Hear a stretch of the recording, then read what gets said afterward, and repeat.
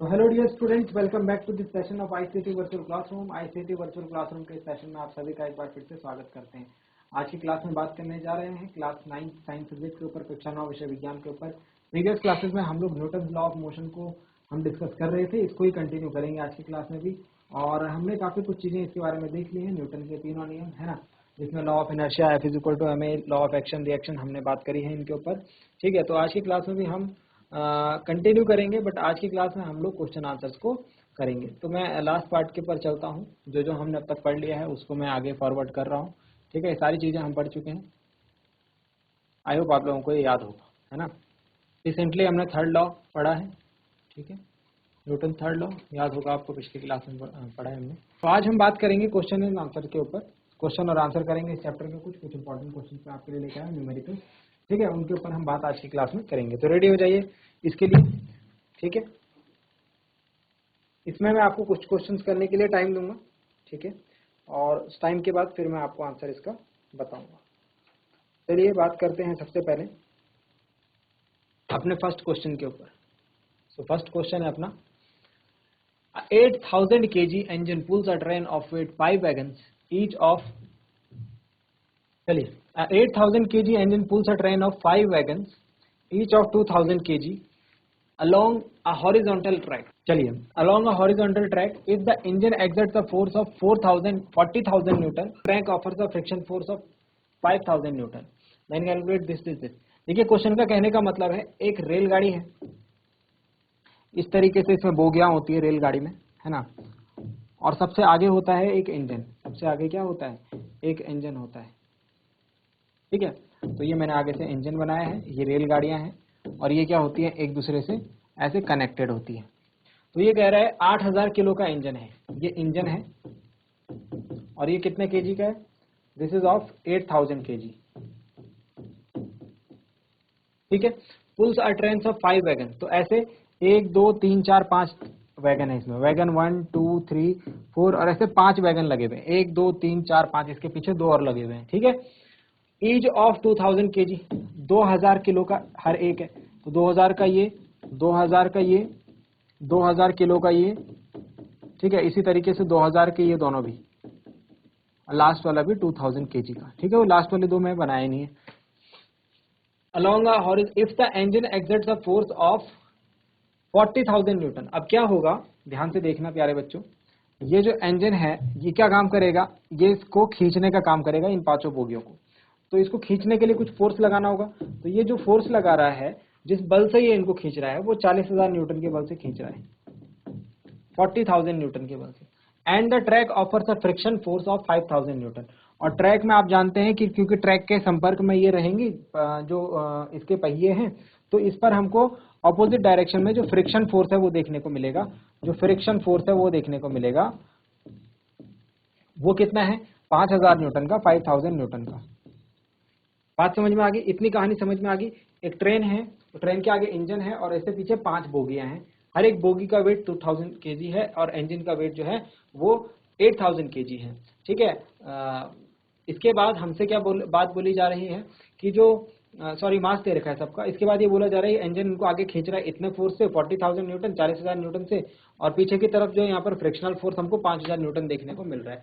हमको net accelerating force निकालना है, मतलब नेट फोर्स निकालना है, नेट फोर्स निकालना है, नेट एफ, ठीक है।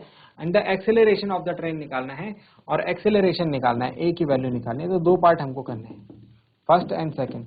तो चलिए जरा दो मिनट का टाइम आप इस क्वेश्चन में लगाइए, है ना, थोड़ा सोचने समझने की कोशिश कीजिए क्वेश्चन को कि किस तरीके से हम कर सकते हैं। F is equal to M A का हम यूज करेंगे, लेकिन किस तरीके से करेंगे, है ना, नेट फोर्स, कुल बल हम कैसे निकालेंगे। चलिए, तो आई होप आप लोगों ने क्वेश्चन को समझा होगा और करने की कोशिश करी होगी। देखिए किस तरीके से क्वेश्चन को सॉल्व करना है। सबसे पहले हमको दे रखा है नेट एक्सेलरेटिंग फोर्स। देखिए जो नेट फोर्स होगा, यानी नेट बल जो होगा, वो कैसे निकालेंगे हम। तो मैंने आपको बोला था संतुलित बल का जो नेट फोर्स होता है वो संतुलित यानी बैलेंस्ड केस में तो जीरो होगा, मतलब जितना आगे की तरफ खींचा जा रहा है ऑब्जेक्ट उतना ही अगर पीछे की तरफ भी तो वो जीरो होगा। लेकिन अगर एक तरफ ज्यादा और एक तरफ कम खींचा जा रहा है, तो जो अंतर है, जो डिफरेंस है, वो नेट फोर्स होता है। तो जो हमारा नेट फोर्स आएगा वो आएगा जो एक्सटर्नल फोर्स है, जो इंजन वाला फोर्स है, फोर्स ड्यू टू इंजन, ठीक है, इंजन की वजह से जो फोर्स है उसमें से हम फोर्स ऑफ फ्रिक्शन को माइनस कर देंगे। फोर्स ऑफ फ्रिक्शन को क्या कर देंगे, माइनस कर देंगे, बड़े में से छोटा घटाया जाता है। तो ये 40,000 है, ये बड़ा है और ये छोटा है फ्रिक्शन वाला, है ना, तो बड़े में से छोटे को माइनस कर दिया जाएगा।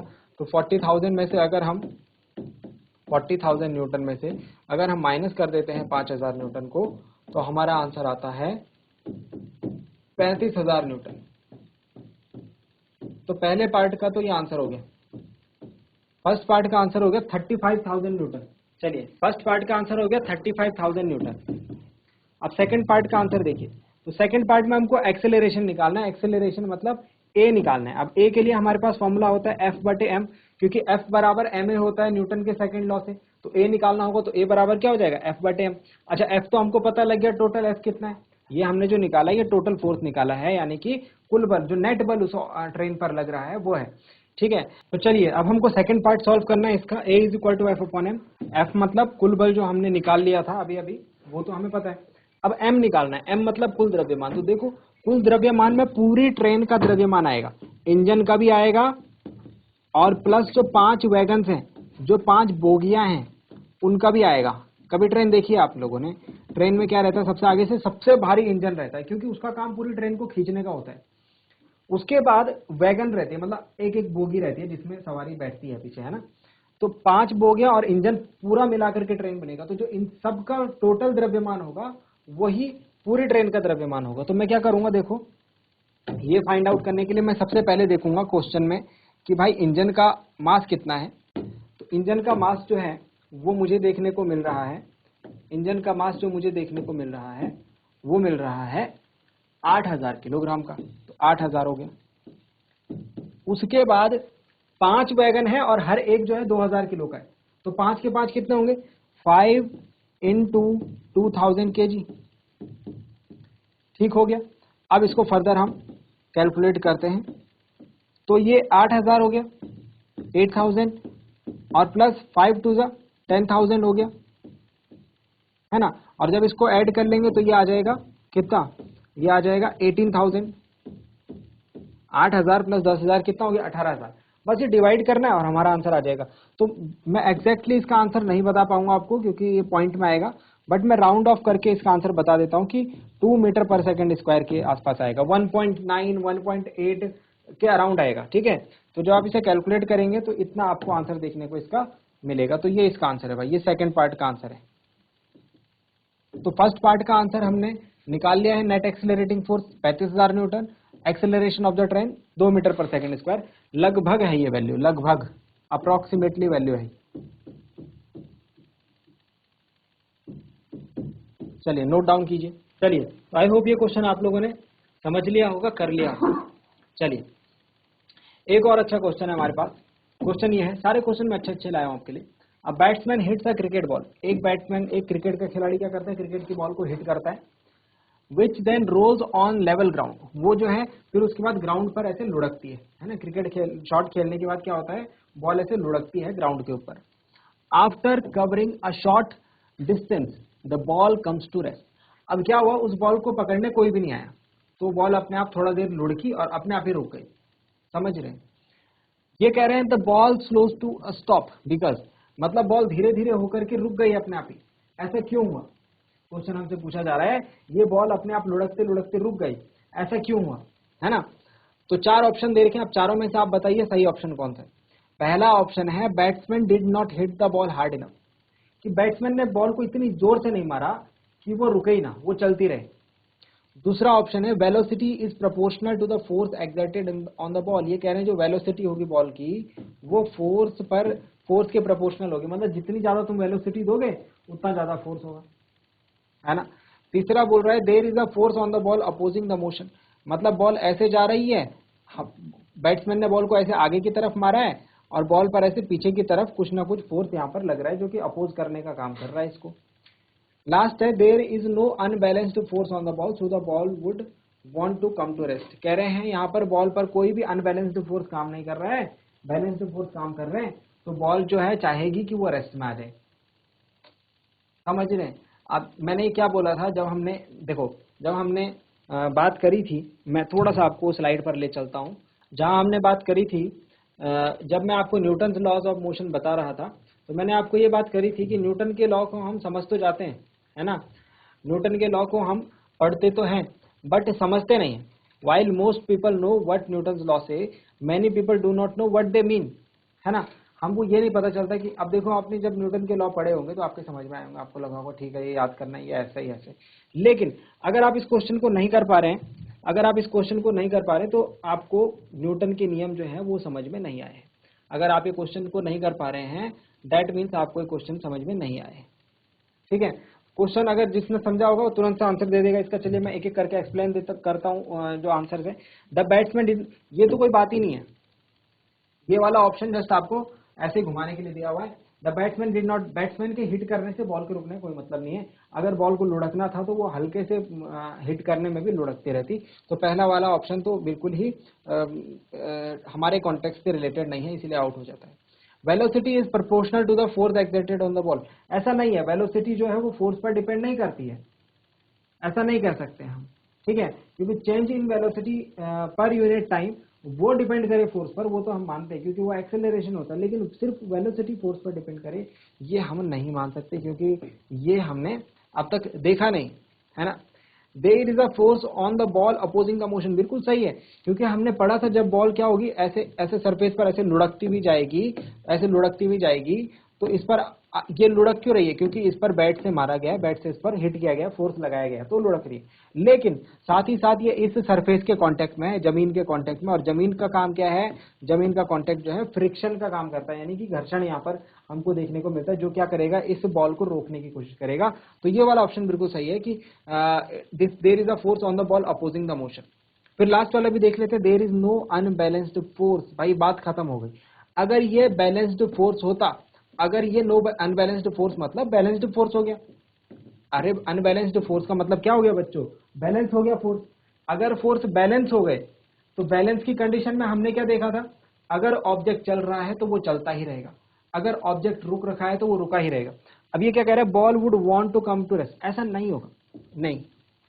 अगर ये बॉल चल रही है और वहां पर कोई भी अनबैलेंस्ड फोर्स नहीं है, यानी कि सारे फोर्सेस बैलेंस है, तो ball would want to continue its motion. ऐसा नहीं होता, ये उल्टी बात बोली जा रही है यहाँ पर, ऐसा नहीं होता है। कम टू रेस्ट नहीं, बॉल चाहेगी कि वो क्या करेगा, अपना मोशन कंटिन्यू करेगा, है ना। तो ये होता है लॉ के अकॉर्डिंग। बट ये लास्ट वाला ऑप्शन भी हमारे जो आंसर है उससे मेल नहीं खाता, ये कुछ और बात हो गई, है ना। ये होता है, अगर रेस्ट लिखा होता उसकी जगह कंटिन्यू इट्स मोशन लिखा होता तो बात सही थी, लेकिन ये हमारे आंसर से मेल नहीं खा रहा है। हमको ये बताना है कि रुकी क्यों, है ना। बट हम जानते हैं कि अगर बैलेंस फोर्स होते तो वो कंटिन्यू करता अपने मोशन को, ठीक है। तो हमारा सही आंसर कौन सा हो गया भाई लोगों, हमारा सही आंसर हो गया C, there is a force on the ball opposing the motion. एक ऐसा फोर्स है जो कि याद करो कैसा था, इनविजिबल। कैसा था, इनविजिबल। कहां पर काम करता था, सरफेस पर, हमको दिखता नहीं था। कब आता था, जब फोर्स लगता था किसी ऑब्जेक्ट पर, क्या काम करता था, उसको रोकने का। अगर वो चल रहे थे उसको रोकने का, है ना, इस तरीके का काम वो करता था। चलिए लिखेंगे जल्दी से इसका answer C, there is a force on the ball opposing the motion. Ball पर एक बल कार्य करता है जो कि उसकी गति की दिशा के विपरीत है। चलिए ये कर लिया होगा आपने। चलिए नेक्स्ट पे चलते हैं। What is the momentum of an object mass moving. Momentum मतलब मैंने बताया था संवेग, यहाँ पे सीधे सीधे हमसे संवेग पूछा गया है, संवेग का फॉर्मूला पूछा गया है। द्रव्यमान m है, वेलोसिटी v है, तो संवेग क्या होगा, संवेग बराबर होता है, हमने पढ़ा है संवेग बराबर द्रव्यमान गुणा वेग, momentum is equal to mass into velocity. और यहां पर कह रहे हैं संवेग, ऑब्जेक्ट का मास m दे रखा है और वेलोसिटी v दे रखी है, तो मास की जगह m, वेलोसिटी की जगह v, तो m v कहां दिख रहा है, ये दिख रहा है, ये सही आंसर है, डी, है ना, डी सही आंसर है। अच्छा मास स्मॉल m था, वेलोसिटी स्मॉल v थी, तो ये भी स्मॉल m स्मॉल v होना चाहिए था भाई, ठीक है। मल्टीप्लाई हम लगाते नहीं इसको, या ऐसे भी लिखो तो बात एक ही है, बट हम लोग मतलब इस तरीके के एक्सप्रेशन में बीच में मल्टीप्लाई नहीं लगाते हैं, ठीक है। m v लिख लेते हैं ये। कंफ्यूज मत होना कि द्रव्यमान गुणा वेग होता है तो यहाँ पे गुणा क्यों नहीं लगा है, ऐसा हम लोग करते नहीं, ठीक है। एमवी भी इसको लिखते हैं, मतलब सही आंसर कौन सा हो गया, सही आंसर हो गया हमारा डी। इसको ऐसे लिखना है स्मॉल एम वी, क्योंकि वहां पर स्मॉल एम और स्मॉल वी दे रखा है इसीलिए। अब चलते हैं आगे, नेक्स्ट क्वेश्चन है how much momentum will a dumbbell of mass 10 kg transfer to the floor if it falls from a height of 80 centimetre, take its downward action. ठीक है, ये कह रहे हैं एक डंबल है। डंबल क्या होता है, डंबल एक वेट होता है ना, वेट होता है जिसके हम एक्सरसाइज करते हैं, कुछ इस तरीके का ये दिखता है, ऐसा सा ये दिखता है ना। इसको ऐसे उठा करके इस तरीके से एक्सरसाइज करते हैं, ठीक हो गया। 10 kg इसका हमको मास दे रखा है, 10 kg का ये डंबल है, ठीक है। हमसे बोला जा रहा है 10 kg का ये डंबल है, अगर ये हमारे हाथ से छूट करके ऐसे ये जमीन है, ये जमीन पर गिर गया, और कितनी हाइट से गिरा, ये गिरा 80 सेंटीमीटर से, कितने हाइट से गिरा, 80 सेंटीमीटर हाइट से गिर गया, तो भाई ये जमीन पर कितना मोमेंटम हमको लगाता हुआ दिखेगा। बहुत ही इंटरेस्टिंग क्वेश्चन है, ठीक है। और जल्दी से पहले क्वेश्चन नोट डाउन करें, ठीक है। और हमने इस क्वेश्चन का सॉल्यूशन आपको एक मिनट का टाइम लेकर के क्वेश्चन को सॉल्व करें भी, 1 मिनट का टाइम लेकर क्वेश्चन को सॉल्व करने की कोशिश भी करें, फिर मैं इसका सॉल्यूशन बताता हूं। अब क्वेश्चन का सॉल्यूशन देखते हैं। देखिए, हम बात कर रहे हैं जब ये नीचे गिरेगा तो इसका संवेग कितना होगा, यानी कि मोमेंटम कितना होगा, हमको बात करनी है मोमेंटम की, यानी संवेग की। और संवेग आप जानते हैं क्या होता है, अभी अभी बताया था, द्रव्यमान गुणा वेग होता है। द्रव्यमान तो इसका पता है, वेग नहीं पता है। वेग कैसे निकालेंगे, वेग निकालेंगे हम गति की समीकरण से, इक्वेशन ऑफ मोशन। और कौन सी इक्वेशन ऑफ मोशन लगा रहा हूं मैं, जरा ध्यान से देखना, equation of motion under gravity, गति की गुरुत्व के अधीन गति के समीकरण। गुरुत्व, जब कोई ऑब्जेक्ट ऊपर से नीचे गिरता है या नीचे से ऊपर जाता है तो वहां पर गति की समीकरण चेंज हो जाती है गुरुत्व के अधीन में, यानी ड्यू टू ग्रेविटी। एक्सेलरेशन की जगह जी आ जाता है, ए की जगह जी आ जाता है, और ये जी की वैल्यू उन्होंने यहाँ दे रखी है, बस सिंपल सी कहानी है ना। तो क्या हो जाएगा, देखो मैं यूज कर रहा हूं V square minus U square is equal to 2as, ये वाली समीकरण यूज कर रहा हूं। तीसरी समीकरण है V square minus U square is equal to 2s, जहां v क्या है, वेग है, ये तो हमको निकालना है। u क्या है, प्रारंभिक वेग है। अब प्रारंभिक में यहां से गिरना शुरू हुआ तो u इज इक्वल टू क्या रहेगा, 0। जहां से गिरना स्टार्ट हुआ, जहां से ऑब्जेक्ट का मोशन स्टार्ट हुआ, वहां पर प्रारंभिक वेग 0 हम लोग जनरली मानते हैं, अगर क्वेश्चन में नहीं दिया हुआ है। 2 मैंने क्या बोला था, a की जगह क्या आ जाएगा, a की जगह आ जाएगा g, है ना। और g की वैल्यू हमको दे रखी है 2, और g की वैल्यू कितनी दे रखी है भाई, 10। और s मतलब डिस्प्लेसमेंट, विस्थापन कितना हुआ, 80 सेंटीमीटर का। पर ध्यान देना, ये सेंटीमीटर दे रखा है तो इसको मीटर में जरूर कन्वर्ट करना। मीटर में कन्वर्ट करने के लिए 100 से भाग दे देते हैं सेंटीमीटर को मीटर बनाने के लिए। तो अब हमारा काम हो गया है, इसको हम कैलकुलेट करेंगे। तो ये आ रहा है V square is equal to 8 2 16, V is equal to under root 16, plus minus 4 आएगा, लेकिन हमारी वैल्यू जो होगी वो होगी 4 मीटर पर सेकेंड। और जहां v आ गया वहां हमारा संवेग आ गया। जैसे ही v आया यहाँ पर वैल्यू रखेंगे, m कितना है भाई 10 और v कितना है 4, मतलब 40 kg metre per second square. ये हमारा आंसर है भाई, 40 kg metre per second square, 40 kg metre per second square. Note down करेंगे इसे। कितना आंसर आया हमारा, हमारा आंसर आया है 40 kg metre per second square.